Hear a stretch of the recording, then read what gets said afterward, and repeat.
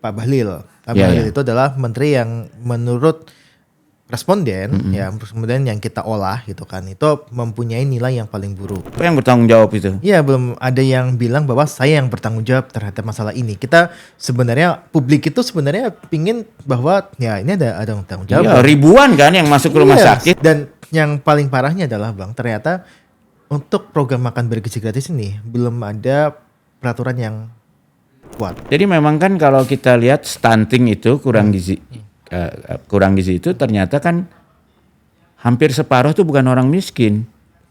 Tapi karena orang tuanya mungkin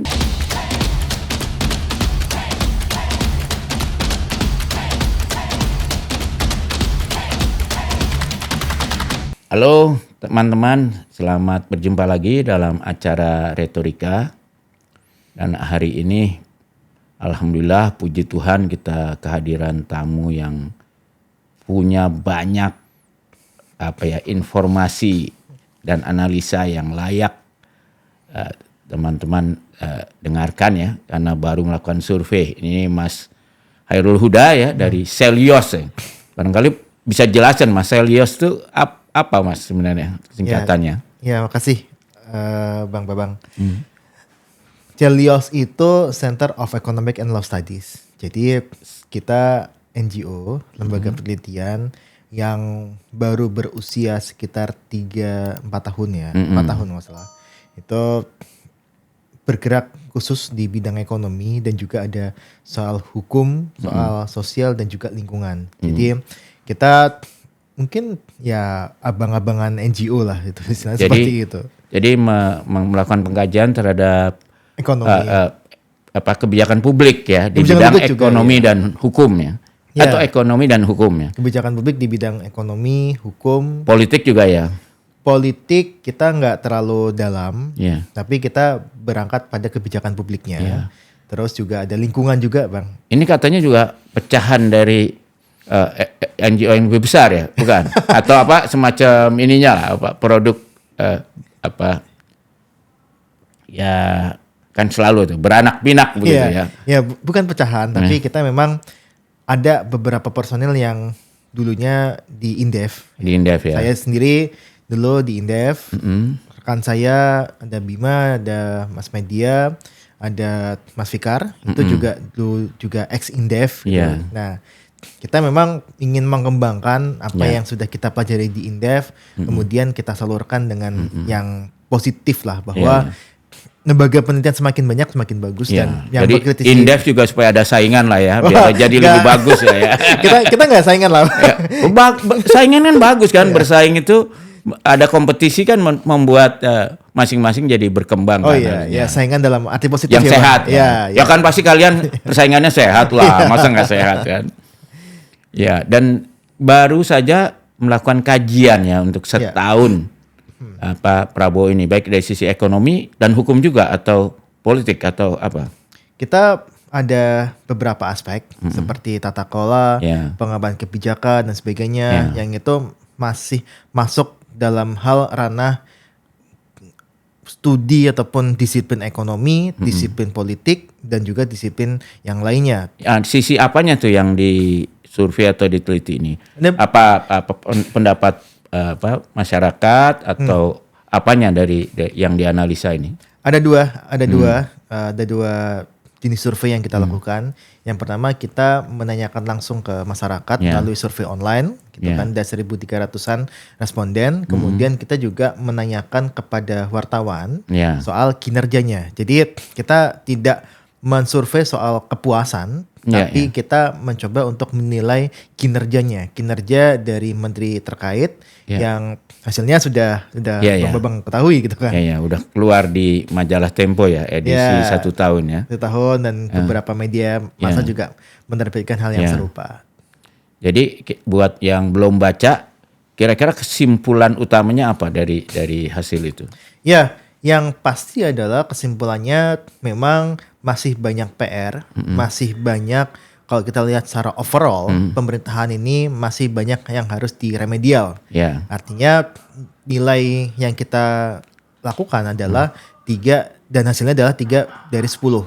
Jadi bisa kita bilang bahwa perlu remedial untuk pembuatan kebijakan publik yang memang ini sesuai dengan kaidah akademik dan juga kepentingan masyarakat luas. Nah, bisa jelasin dulu apa artinya 3 dan 10 itu? Iya, kalau semakin mendekati 1 itu artinya semakin buruk, 10 itu semakin baik.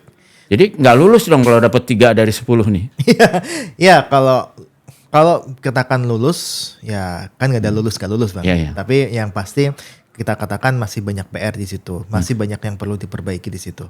Yang memberi angka 3 ini responden. Ya, responden wartawan 120. Beda nggak antara wartawan dengan yang lebih masyarakat biasa ya yang Ya, hampir sama. Masyarakat biasa juga merasakan kurang puas juga dengan kinerja dari pemerintahan gitu. Nah, kita tapi memang lebih beratnya dan kita bisa mengecek secara time series itu dengan 100 harinya Prabowo Gibran. Nah, memang tidak ada perubahan yang berarti, bahkan bisa kita bilang menurun gitu kan. Iya. Dalam hal apa menurun misalnya?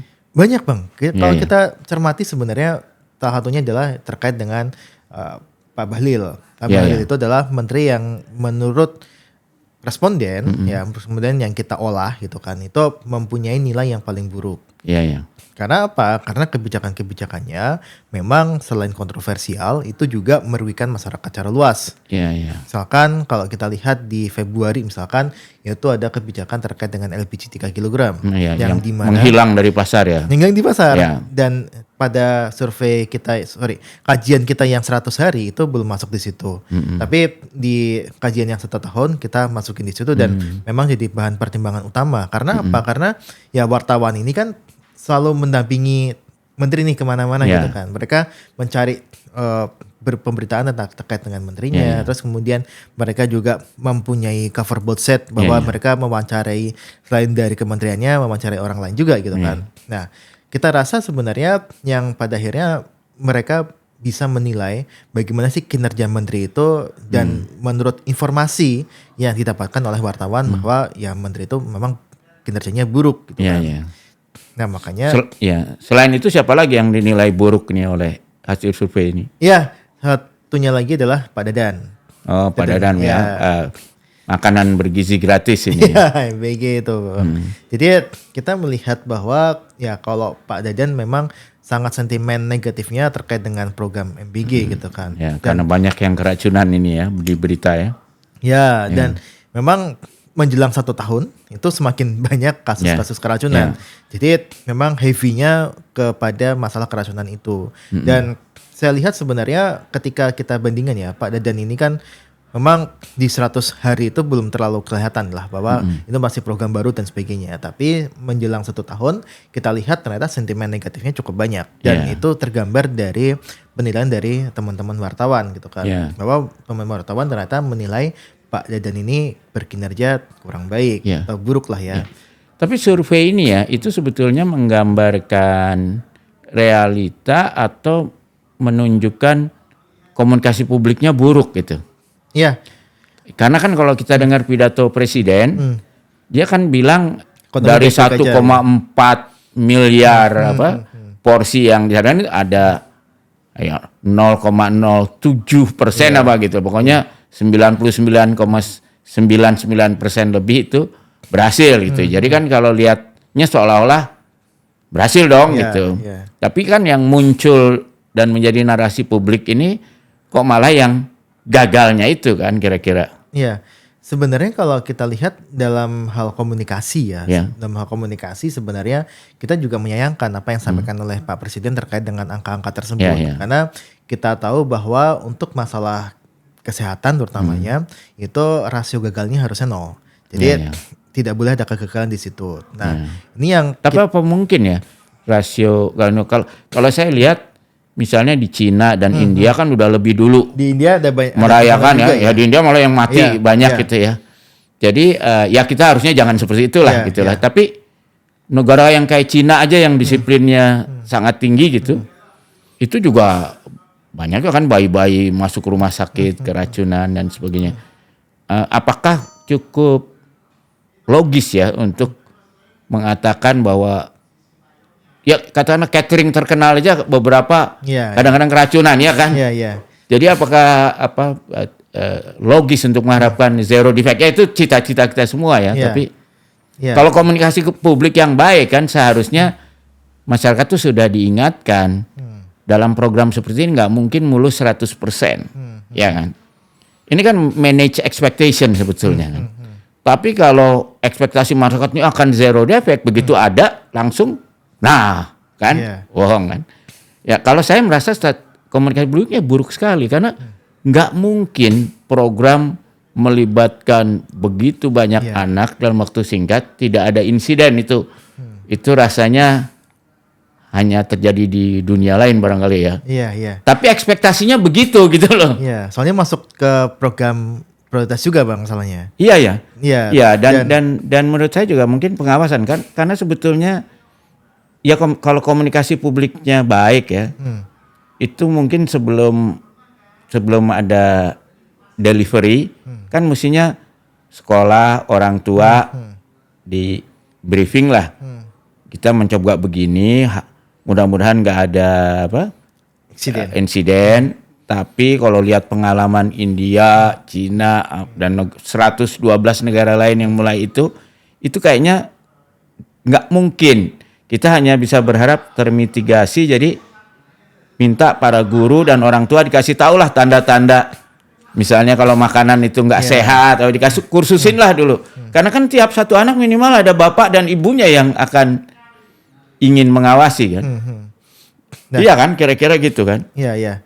Nah itu juga jadi perbincangan juga sebenarnya Bang. Bahwa kalau yang kita lihat lah ada satu mungkin yang miliknya Polri ya. Polri itu kan digembur-gemburkan kan bagus banget. Terus kemudian kemarin juga sampaikan juga kan sebenarnya di Kepulauan Riau yang miliknya Polda itu juga bagus tuh kan. Ternyata apa? Ternyata ada puslapor di situ. Nah, ada ini kan standarnya kan beda-beda. Iya, dan mungkin rugi lah gitu polisi itu kan. Itu kan tujuannya lain. Ya. Nah, itu mungkin kalau saya pribadi sebenarnya ini adalah ketidakstandaran operasional yang dilakukan di SPG itu gitu kan. Ada SPG yang dia tidak terstandar dengan baik, tidak mempunyai sertifikasi kesehatan dengan bagus, ya kebersihan dapur dan sebagainya gitu kan. Makanya ini yang kita suarakan bahwa sebenarnya zero accident itu bisa dilakukan asalkan memang ada SOP yang bisa diturutin gitu. Apalagi kan kita kan ya harus mengakui lah budaya korupnya cukup tinggi ya. Saya baru aja Google ini tahun lalu saja Cina melakukan penelitian di 66 desa county yang menjalankan program makanan bergizi ini, 1.200 dihukum karena dianggap melakukan pencurian lah terhadap dana school meal kan dibilangnya ya, uang sekolah itu. Jadi bayangkan di Cina aja, padahal mereka udah mulai dari tahun 80-an kan, itu masih ada 1.200 itu di 66 counties loh, bukan di seluruh Cina, dihukum karena korup lah gitu. Ya kita bisa menganggap di Indonesia ini nggak akan yang terakhir gitu kejadian ini, ya kan kira-kira kan? Dan memang kalau kita lihat harus ada yang bertanggung jawab Bang sebenarnya. Iya betul. Dan bertanggung jawab terkait dengan masalah keracunan ini gitu kan. Dan sampai sekarang belum kita dengar lagi ya itu siapa yang bertanggung jawab itu. Iya, belum ada yang bilang bahwa saya yang bertanggung jawab terhadap masalah ini. Kita sebenarnya publik itu sebenarnya pingin bahwa ya ini ada tanggung jawab. Iya, ribuan kan yang masuk ke rumah sakit. Ada itu siapa yang kemudian katakanlah masuk ke pengadilan atau apa gitu ya. Iya, karena memang kalau kita lihat dan yang paling parahnya adalah Bang, ternyata untuk program makan bergizi gratis ini belum ada peraturan yang kuat. Iya. Itu yang kita sayangkan sebenarnya. Gerasa gerusu lah kesannya. Ya, gerasa gerusu. Kita sudah telusuri apakah memang ada Perpres, ada PP ataupun ada peraturan lainnya yang memang menjadi sandaran utama hukum ya, itu terkait dengan program makan bergizi gratis ini. Dan belum lagi kita lihat banyak juga yang nggak mau makan kan, akhirnya jadi terbuang ya. Ya akhirnya itu menimbulkan negatif sentimen kan, sentimen negatif yang saya rasa akhirnya ini banyak menimbulkan masalah baru Bang. Jadi masalah baru yang kita temukan ketika masalah trust ini tidak terbangun dengan baik adalah masalah sampah. Nah, sampah inilah yang sebenarnya ditimbulkan dari adanya ketidakpercayaan orang tua, akhirnya dia nggak mau makan, sebagainya, akhirnya jadi sampah dan sampahnya juga tidak sedikit gitu kan. Dan itu yang sudah di-highlight beberapa lembaga gitu, jadi masalah baru ke depannya. Ya, dan ini menurut saya tuh kalau komunikasi publiknya bagus tak terhindarkan. Saya aja nanya teman-teman saya yang pernah dirawat di rumah sakit, enak nggak sih makanan rumah sakit? Ya kan? Termasuk rumah sakit yang mewah nih. Mayoritas kan bilang nggak enak makanan rumah sakit. Padahal itu kan udah mahal, pasti bersih, ya kan? Nah, jadi apalagi kita harapin dengan dana yang murah untuk jutaan anak sekolah yang seleranya berbeda-beda gitu. Dan mungkin udah terbiasa makan junk food. Iya kan? Iya. Oh, pasti nggak enak lah sehebat apapun makanan itu ya. Kecuali mungkin dibeliin junk food ya. Tapi kalau dibeliin junk food ya bukan bergizi kan? Iya, setuju tuh. Jadi memang kalau kita berbicara, beberapa kali saya sama Dr. Tan juga, itu berbicara bahwa sebenarnya yang ingin diajarkan ketika makan bergizi gratis ini adalah pola makan. Ya, sebenarnya mau ada kebiasaan kan. Pola makan, pola makan anak-anak ini berubah gitu kan. Jadi memang yang tadinya suka junk food dan sebagainya, dia suka sayur, suka protein, sebagainya, yang saya rasa itu tujuan utamanya sih. Jadi memang kan kalau kita lihat stunting itu kurang gizi itu ternyata kan hampir separuh itu bukan orang miskin. Tapi karena orang tuanya mungkin kurang peduli gizi, anaknya ya kasih uang jajan aja atau dibeliin apa yang dia suka, akhirnya terbiasa makan junk food itu makanan. Kurang mendapatkan informasi. Mungkin ada dua ya. Kadang-kadang juga saya agak kurang bisa menerima kalau ibu atau bapaknya kurang informasi, karena kebanyakan kan pendidikannya oke, orang-orang yang tidak miskin ini. Tapi mungkin kesibukan ya, jadi cari praktis. Karena biasanya suami istri kerja, akhirnya kan waktunya juga mepet, ya udah yang paling gampang beli online atau beli junk food gitu ya. Dan anaknya juga senang, jadi menyelesaikan persoalan seketika gitu loh. Walaupun secara jangka panjangnya sebetulnya tidak baik gitu. Nah, ini yang diharapkan MBG di sekolah ini untuk mengubah kebiasaan itu. Ya, setuju tuh. Karena kalau saya pribadi sebenarnya melihat informasi itu jadi masalah juga sebenarnya Bang. Jadi beberapa akun yang saya temukan ketika dia anaknya bermasalah terkait gizi, ternyata memang ya ibunya tuh mempunyai handphone, kemudian ya tidak bekerja juga, tapi memang apa yang dilihat di informasi di media sosialnya itu tidak berhubungan dengan makanan yang bergizi dan sebagainya, dan dia juga tidak mencari apa sih yang harusnya. Ya ada beberapa kasus gitu bahwa anak umur di bawah 3 bulan sudah dikasih makanan dan sebagainya. Nah itu memang kurangnya informasi itu jadi masalah juga sebenarnya. Jadi yang stunting, gizi buruk, sebagainya itu sebenarnya adalah masalah informasi juga yang memang kurang tersampaikan. Kalau dulu kan kita ada fungsi posyandu, ya kan. Dulu ada Puskesmas, ada PKK lah, kader PKK ya. Puskesdes ya, kalau di kesehatan itu kan juga ada tuh Puskesdes itu. Dan dulu tuh godaan dari junk food itu nggak banyak. Nggak banyak ya. Iya kan. Kalaupun ada yang jual di warung-warung kan mereka masak masih natural lah, ya belum frozen good. Karena ini juga lagi rame di Cina. Jadi rupanya sebagian sekolah pindah ke makanan instan yang diproduksi oleh pabrik-pabrik. Wah ini lagi rame orang tua di Cina itu. Wah saya bilang kalau dikasih makan ini mendingan saya berhenti kerja masak lagi untuk anak saya gitu loh. Tapi ini kan ibu yang berkesadaran tinggi. Jadi memang mungkin juga salah satu komunikasi publik yang keliru dari MBG ini ya menurut saya. Seolah-olah ini untuk orang miskin gitu loh. Orang yang nggak dikasih makan, nggak kekurangan makan, jadi makan. Padahal seperti Dokter Tan bilang, sebetulnya ini kan bagian dari pendidikan makan yang benar gitu loh. Ya kan, makan yang bergizi. Jadi nggak miskin nggak kaya akan dapat manfaat dari kebiasaan ini ya. Cuma ya karena komunikasi kami buruk sekali menurut saya itu. Iya. Jadi kan banyak orang saya lihat kesannya, udah yang ini kasih aja yang sekolah miskin, yang kaya nggak usah. Kayaknya nggak paham maksud dari apa gizi ini ya. Iya. Bukan gratisnya yang penting, tapi bergizinya itu sebetulnya. Iya. Dan juga mengubah pola makan. Mengubah kebiasaan lah iya. supaya orang-orang ini punya. Karena kalau kita lihat di negara kaya kan problemnya anak-anak yang obes itu. Iya. Itu kan gimana masalah kurang gizi juga. Dia dapat gizi ya di satu sisi berlebihan, yang di sininya kekurangan gitu ya. Iya. Itu jadi problem kesehatan yang lain lagi gitu. Tapi ya saya nggak heran kalau dapat apa sentimen negatif karena manajemen ekspektasinya, penjelasan pada masyarakatnya ini agak ya ginilah akibatnya gitu loh ya. Apalagi kemarin dibumbuin retorika juga Bang. Iya kan. Kemarin jadi makanan beracun ya kan.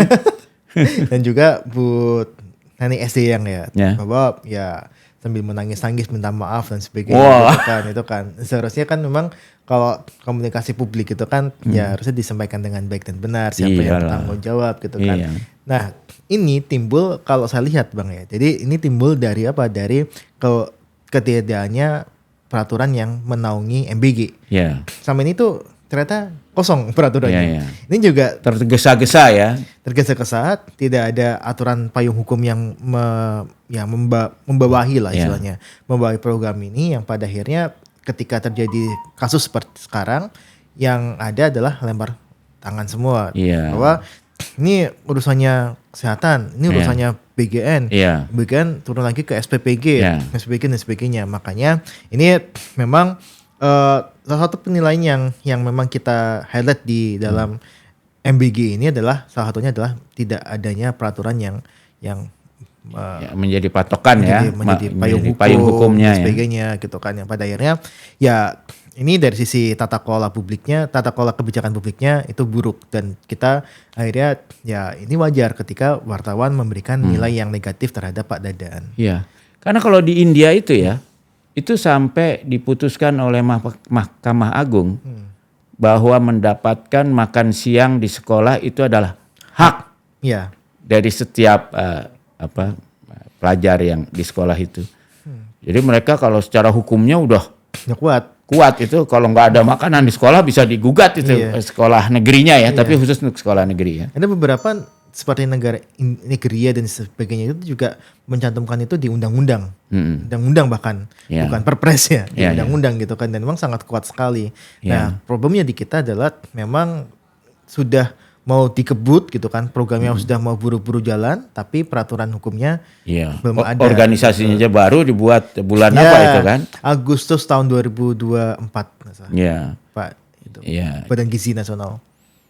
Agustus 2024. Iya, 2024 tengah kalau salah. Ya. Ya organisasi aja biasanya perlu setahun baru settle gitu ya. Ini harus dijalankan Januari. Iya. Jadi selain SDM ini, lalu yang Badan Pangan ini, apalagi yang dapat negatif ini? Yang kita soroti juga memang pangan. Pak Zulhas itu juga mendapatkan nilai yang kurang baik gitu kan. Dan ada pariwisata juga gitu kan, yang mana ya kita tidak melihat gebrakan lah dari Bu Widya ya, dari Bu Menteri. Jadi walaupun menurut Presiden katanya naik berapa persen itunya turisnya ya, sehingga di mata, jadi ada gap ya antara yang di mata Presiden. Kalau kita dengar pidato Presiden seolah-olah dianggap berhasil lah turis itu karena naik dengan masyarakat ya. Jadi sekali lagi nih kelihatannya ada masalah komunikasi publik juga ya, atau Nah, ini yang kita ini juga Bang. Jadi kita mengeluarkan kemarin survei dan sebagainya. Terus kita juga akan mengeluarkan beberapa data terkait dengan apa yang bisa kita evaluasi dari 1 tahun itu. Nah, salah satunya adalah dari sisi konsumsi rumah tangga, ya kan. Ketika pariwisata itu meningkat, dan ini juga menjadi landasan kita kenapa memberikan nilai buruk terhadap beberapa menteri gitu kan. ketika masyarakat itu pariwisata itu meningkat dan sebagainya, seharusnya memang konsumsi rumah tangga itu akan boosting. Nah, yang terjadi adalah sekarang indeks keyakinan konsumen itu turun, Bang. Jadi kalau kita lihat tapi ini kalau pariwisata mestinya di daerah yang memang ekonominya tergantung pariwisata ya, seperti di Bali gitu. Di Bali dan sebagainya. Nah, itu kita masih melihat memang di konsumsi rumah tangga di daerah pariwisata itu tidak terangkat dengan baik gitu kan. Satu contohnya aja, itu kan pariwisata itu kan sangat terkait sekali dengan hilirisasi mudik gitu kan. Kalau hilir mudik itu kan memang sangat akan terbantu di ekonomi daerahnya gitu kan. Nah, kita melihat tidak ada peningkatan yang cukup berarti di situ. Nah, kemudian tapi malah penurunan enggak? Kalau jumlah pemudiknya itu mengalami penurunan, perputaran uangnya mengalami penurunan gitu kan. Dan tempat pariwisata ketika biasanya kan pariwisata itu kan dia akan naik ketika ada momen Ramadan Lebaran ya kan. Nah, sekarang itu berkebalikan. Nah, kita masih melihatnya itu sesuatu yang memang masih jadi PR gitu kan.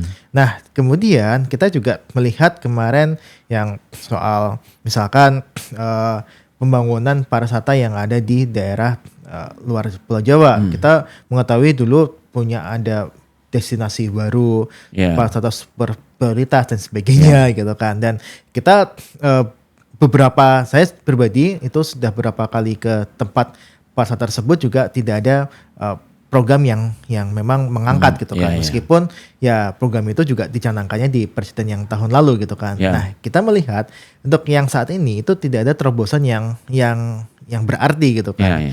Hampir tidak pernah ada kita melihat ada program dari Menteri Pariwisata ini yang memang bisa mengangkat pariwisata lokal kita gitu kan. Nah, itu yang kita lihat masih jadi PR meskipun kalau kita lihat turis itu kan sebenarnya gini, Bang.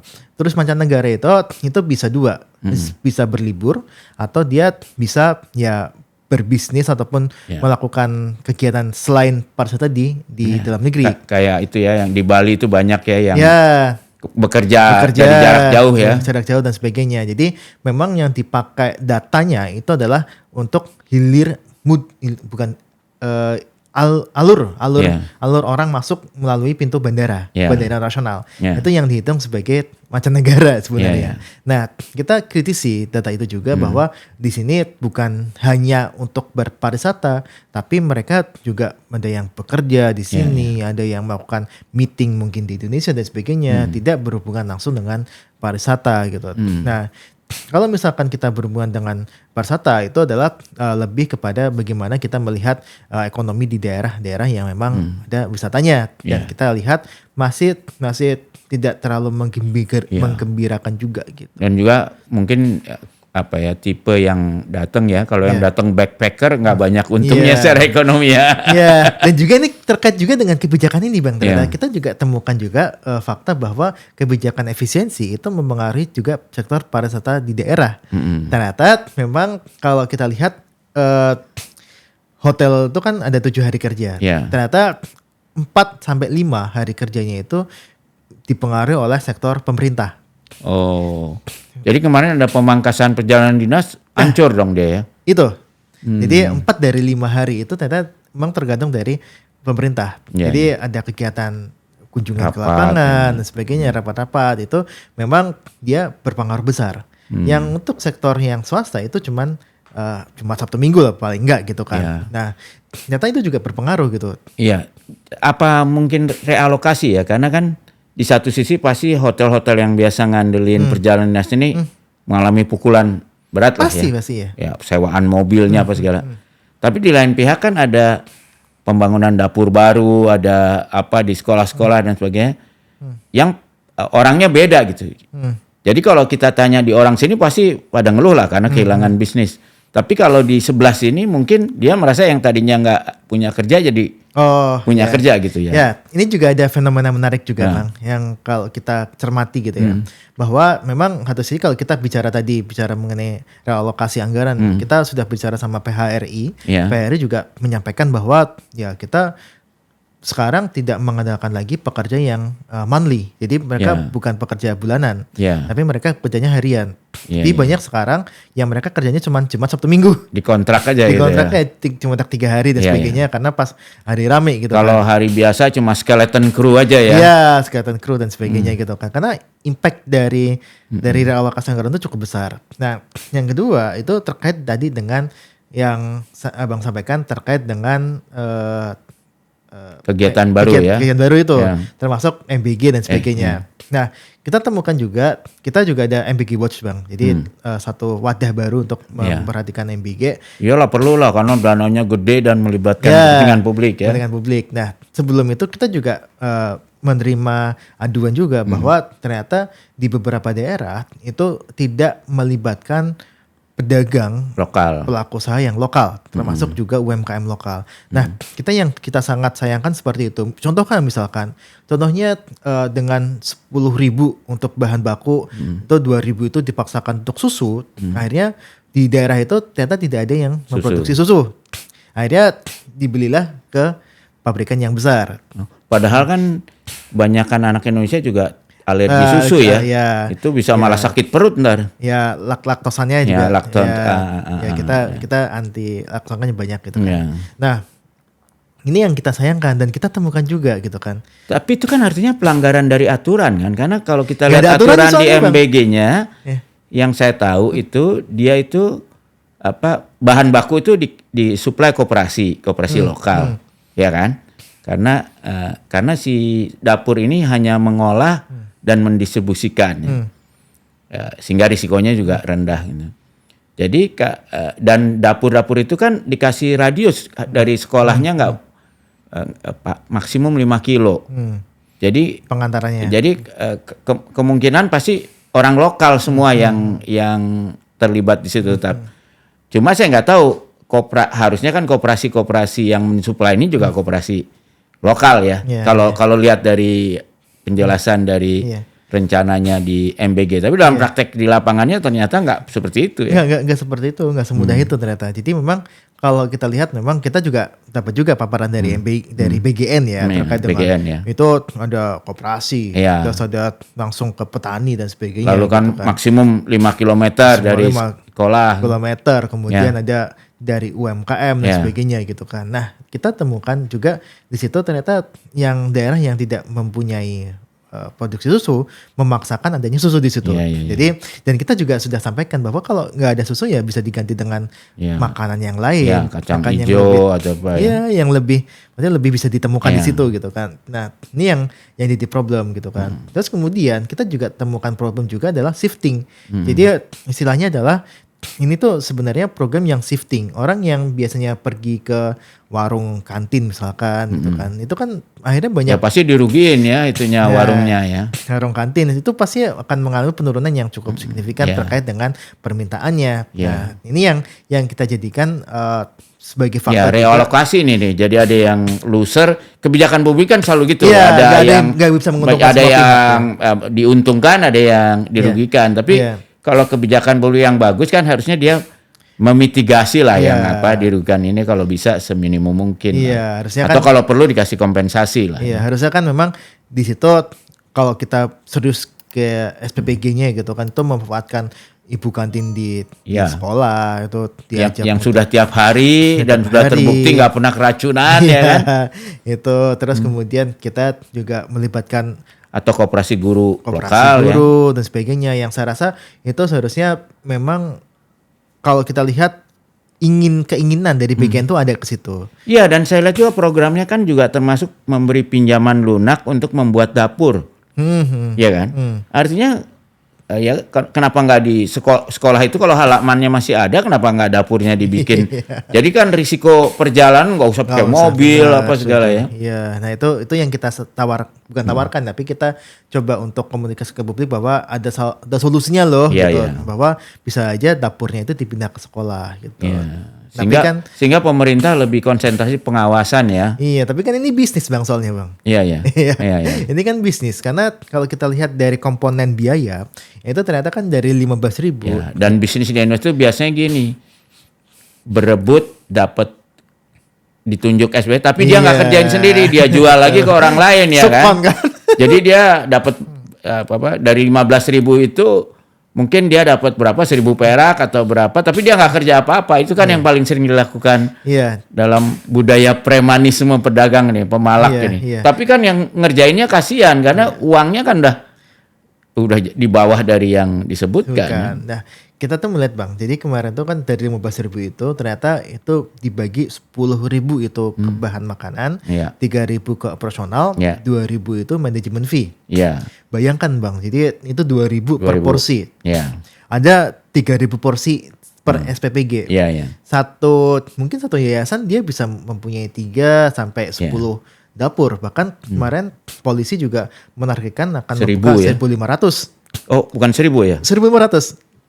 Angka yang terbaru saya dengar 1.500. Walaupun kalau lihat videonya ya, saya belum lihat nyatanya lapangan. Kalau lihat video lapangan rugi dia itu. Kayaknya bukan keuntungan finansial yang ditargetin, keuntungan yang lain lah. Iya, mungkin karena ada keuntungan yang lain. Tapi kalau kita hitung-hitungan keuntungan finansial, itu ternyata juga ada juga. Dan kita melihat ada 2.000 per porsi. Ada 3.000 porsi tiap harinya. Kita hitung-hitungan ada 120 juta keuntungan per dapur, per SPPG ya, per SPPG itu setiap bulan. Dan kalau kita kalikan, katakan saja dia punya 10 dapur gitu kan, itu sudah 1,2 miliar setiap bulan. Itu dengan pinjaman lunak bikin dapur itu 1,5 miliar sampai 3 miliar. Nah, itu saya rasa itu juga sudah masuk keuntungan yang cukup besar. Yang perlu diawasi ya. 5 tahun Bang. Artinya kita sih tidak anti orang beruntung bisnis, apalagi di daerah-daerah ya, makin ke penjuru makin ada bisnis makin bagus Om. Tapi bisnis yang benar gitu kan, jangan bisnis yang saya paling khawatir tuh dia cuma ambil kuotanya, tapi yang dia jual kuota itu. Dia ngambil keuntungan tanpa kerja, cuma dari sewain kuota aja. Nah, yang kita khawatirkan Bang adalah 2.000 itu kan memang manajemen fee udah diperbolehkan oleh negara gitu kan. Yang kita khawatirkan adalah dari 10.000 yang memang khusus untuk digunakan sebagai bahan baku itu dikorup juga. Betul. Nah, itu yang kita khawatirkan gitu. Bisa jadi dari 10.000 yang dibelanjakan cuma 8.000 doang gitu kan. Artinya ada tambahan 2.000 di sini. Nah, ini kan sebenarnya kan hak dari dan kekhawatiran itu sangat-sangat beralasan. Ya itu saya cerita, udah di Cina aja udah sejak 1980-an dan terkenal keras. Itu baru tahun lalu 1.200 orang dihukum karena dianggap mencuri dari dana makanan bergizi ini. Apalagi di Indonesia Indonesia yang lebih permisif lah boleh dibilang ya kan. Setuju lebih permisif. Itu yang kita khawatirkan. Jadi apa yang bisa dilakukan oleh ini MBG Watch ini untuk pencegah itu? Kita bersama dengan koalisi lainnya kita untuk MBG Watch gitu kan, bahwa di situ ada ruang bagi masyarakat untuk melaporkan sebenarnya. Nah, di samping itu jadi kayak Pak Purbaya ya, lapor Pak Purbaya. Nah, kita melihat ada kekhawatiran sebenarnya masyarakat itu ketika ada edaran-edaran yang menurut kita merepresif dari masyarakat yang ingin melaporkan masalah terkait dengan MBG. Nggak boleh motret aja di beberapa tempat nggak boleh katanya makanan dipotret ya. Itu. Nah, akhirnya kita mencoba menginisiasi MBG Watch itu. Nah, yang kedua adalah tapi itu kebijakan yang tidak transparan ini apa emang dari badan pangannya sendiri atau itu dari lokal ya? Badan gizi. Badan gizi atau dari lokal. Kalau menurut saya kan harusnya makin transparan makin diuntungkan kan badan gizi karena lebih mudah pengawasannya. Nah, lagi-lagi transparan atau tidaknya itu kan berawal dari peraturan yang dibuat gitu kan. Selama tidak ada aturan yang memang kuat, nggak ada payung hukum yang kuat, kita tidak bicara ini transparan atau tidak, tapi memang itu tertutup. Tidak ada aturan yang memang bisa kita jadikan sebagai acuan untuk mengejar siapa yang bertanggung jawab. Seberapa besar transparansi yang harus ada di dapur MBG. Itu kan sampai saya dengar katanya ada yang motet aja nggak boleh. Nah, itu kan keterlaluan. Itu kan udah membuat kita curiga gitu loh. Iya, benar. Itu yang pada akhirnya membuat masyarakat tuh akhirnya skeptis bahwa ini program nggak mau diawasin nih gitu Iya, kan. iya, iya. Akhirnya nggak mau diawasin gitu. Nah akhirnya kita bikin kanal pengaduan MBG Watch Ya, gitu. karena yang kita khawatir kan kalau program ini nggak diawasi, tertutup, anak-anak nggak makan makanan itu, tapi makanan itu diproduksi apa adanya jadi sampah gitu. Kan sampah. Jadi akhirnya bukannya menghasilkan makanan bergizi, tapi menghasilkan sampah yang harganya berapa triliun anggarannya itu. Iya benar. Iya kan? Akhirnya nggak termakan juga Bang. Iya, anak-anaknya tetap tidak makan makanan bergizi, sementara kita nambah buang-buang uang ratusan triliun jadi sampah kan kira-kira gitu ya. Iya, dan itu juga yang kita dapatkan keluhan itu adalah terkait dengan jam pembagian. Iya. Jam pembagian jam 9, jam 10. Ya, kalau kita lihat kan sarapan tuh kan sebenarnya kan jam 7 Iya, iya. sebelum berangkat sekolah, makan siang itu jam 12. Tapi memang karena ada kendala si dapur kan juga nggak mau disalahkan kan. Kalau saya bagikan jam 12 nanti makanannya keburu basi gitu kan. Bagiin jam 9. Jam 9 anak-anak terlalu lapar gitu kan. Jadi itu harusnya perlu manajemen waktu yang bagus. Tapi bukannya dalam programnya ada evaluasi yang memang supaya ada perbaikan terus-menerus kan? Ada waktu evaluasi lalu ada itu. Ya. Dalam sistemnya ada kan sebetulnya rencananya. Pasti dalam setiap kebijakan ada evaluasi monitoring. Nah, yang kita harapkan adalah evaluasi dan monitoring itu terbuka ke publik.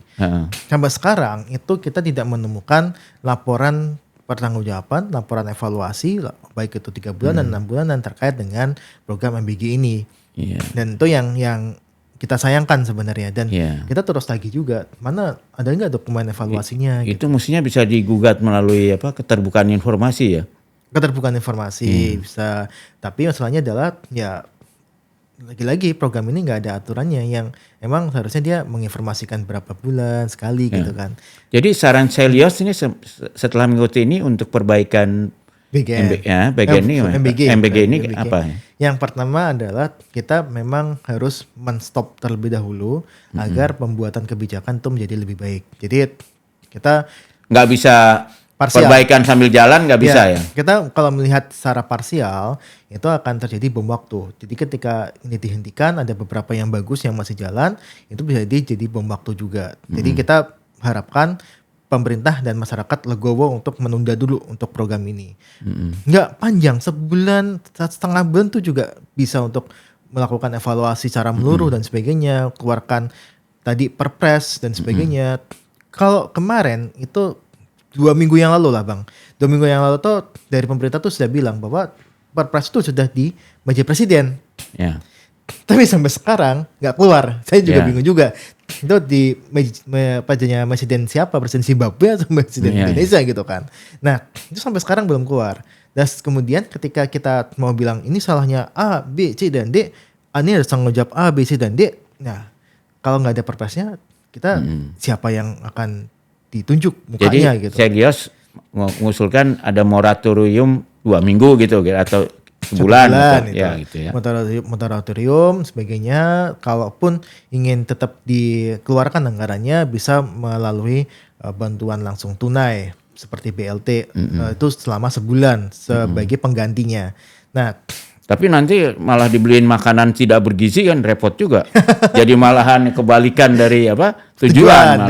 Nah, memang kalau kita lihat itu bisa diantisipasi dengan menggunakan kartu dan sebagainya. Kita ada ke kartu pangan juga gitu kan. Meskipun ya belum merata semua kebijakan itu. Dan saya rasa itu bisa dijadikan sebagai acuan untuk sementara. Sambil kita perbaikin dulu nih.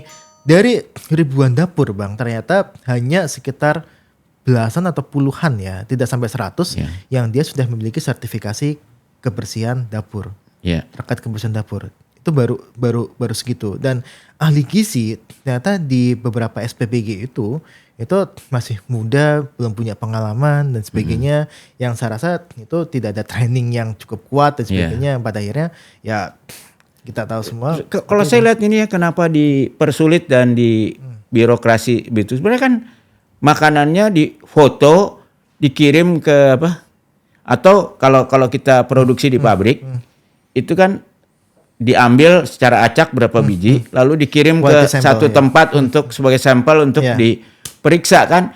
Jadi nggak harus tiap semuanya, SPBG harus ada gitunya. Jadi ya dia nanti begitu datang ke sekolah ada guru yang ditugasin ngambil secara random apa 2, 3 itu langsung kirim ke bagian evaluasi dan monitoring yang punya keahlian kalau perlu lab gitu kan. Puslapor seperti Polri ya. Ya sepertinya dikirim ke lab Polri gitu loh setiap. Jadi itu kan nggak perlu ada ahli gizi. Itu pintar-pintar lah masing-masing. Karena kalau kita nunggu sertifikasi itu korupsi lagi tuh di situ tuh. Iya kan? Bukan yang terjadi bukan kita dapat orang yang pintar, tapi orang-orang yang bisa beli sertifikat kan. Jadi ya kita harus terimalah kenyataan di Indonesia kan begitu. Begitu ada sertifikasi itu jadi barang jualan bukan peningkatan kompetensi. Tapi yang lebih penting kan Polda kan semua Polda punya lab forensik. Udah di sampling aja, kan? Ya kan? Dan sampling itu kan kadang-kadang nggak harus ambil satu porsi itu diambil secuil-secuil aja dengan satu alat kirim Polda juga udah rutin kali ngerjainnya. Langsung bisa ketahuan mana yang ada salmonellanya misalnya atau bakteri kan. Nah ini pemerintah kok malah harus pakai mobil udah nambah biaya lagi. Nah itu yang saya udah gitu mobilnya mobil impor lagi masih mending kalau pakai Maung ya kan.